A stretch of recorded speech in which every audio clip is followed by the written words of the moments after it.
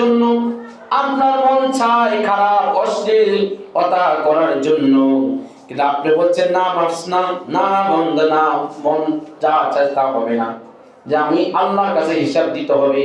এই যে আপনি নফসের সাথে যুদ্ধ করেছেন, এই যে নফসকে যুদ্ধ করে নফসকে আপনি যে হারিয়ে আপনি যে বিজয়ী হয়েছেন, সেদিন আপনি আল্লাহ তাআলার কাছে এমন পুরস্কৃত হবেন, বলেন সুবহানাল্লাহ। মানুষ সবচেয়ে বড় যুদ্ধ হচ্ছে নিজের নফসের সাথে। সবচেয়ে বড় যুদ্ধ কি কিসের সাথে? নফসের সাথে। নফস হচ্ছে সবচেয়ে বড় যুদ্ধ। আমরা মন চাই খারাপ কাজ করার জন্য, কিন্তু আপনি যদি নফসকে বলেন, মনকে না মন করা যাবে না, ইত্তাকুল্লাহ, আল্লাহকে ভয় করতে হবে। আমি যা কিছু বলছি কেউ দেখতেছে না, কেউ শুনতেছে না, কিতাবুম মারকুম, আমার সমস্ত কিছু রেকর্ড করছে, দেখতেছে, আমি আল্লাহর কাছে হিসাব দিতে হবে।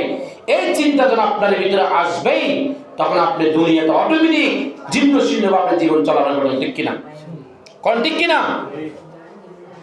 এজন্য আল্লাহ রাব্বুল আলামিন বলেন, ইন্নাল আবরারা লাফি নাঈম, যেদিন সেদিন যখন নেককার বান্দাদেরকে তাদের আমলনামা দেওয়া হবে, সেদিন তারা আনন্দিত আনন্দ প্রকাশ করবে, আনন্দ হয়ে যাবেন।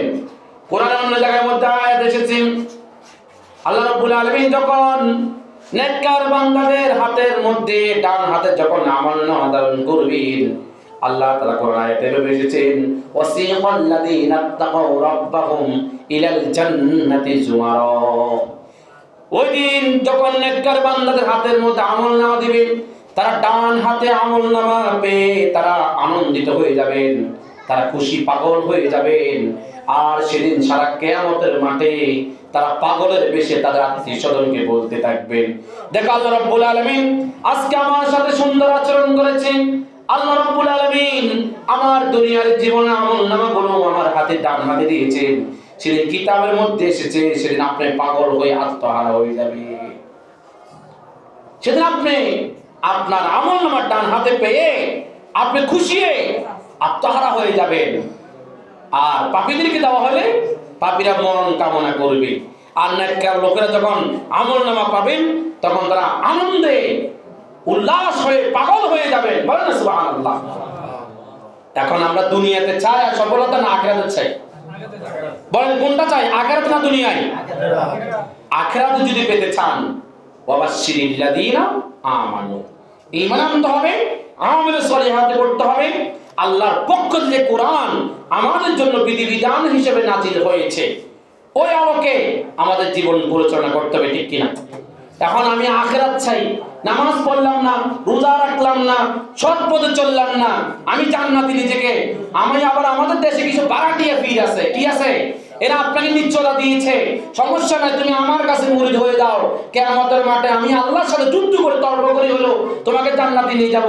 এমন পীর আমাদের দেশে আছে কিনা বলেন? আছে কিনা? আল্লাহি, আল্লাহর কসম করে বলে হলো বন্ড। কিয়ামতের মাঠে নবীরা পর্যন্ত ইয়া নাফসি করবেন, সেখানে কি করে আপনার বীর আপনাকে বাঁচায় বলেন তো? আপনি যদি সারা মাস যদি চাকরি না করে যদি আপনি যদি বলে কেডিএসের সামনে যা বলেন আমাকে কেন বেতন দেয় নাই, আমি এখানে অনশন করব, এটা একটা পাগলামি না? আপনি চাকরি না করে কি আপনি বেতন আশা করতে পারেন? সে আপনি দুনিয়াতে নামাজ পড়লেন না, রোজা রাখলেন না, বিধি বিধান অনুযায়ী চললেন না, আপনি কি করে জান্নাত আশা করেন? আপনি বলেন তো, কি করে জান্নাত আশা করেন আপনি? আপনি পুরো মাস চাকরি না করে যেভাবে আপনি বেতন পাওয়ার আশা করেন না, সেম দুনিয়াতে আপনি নামাজ পড়লেন না, রোজা রাখলেন না, আপনিও সেদিন কিয়ামতের মাঠে জান্নাত পাবেন না, ঠিক কিনা?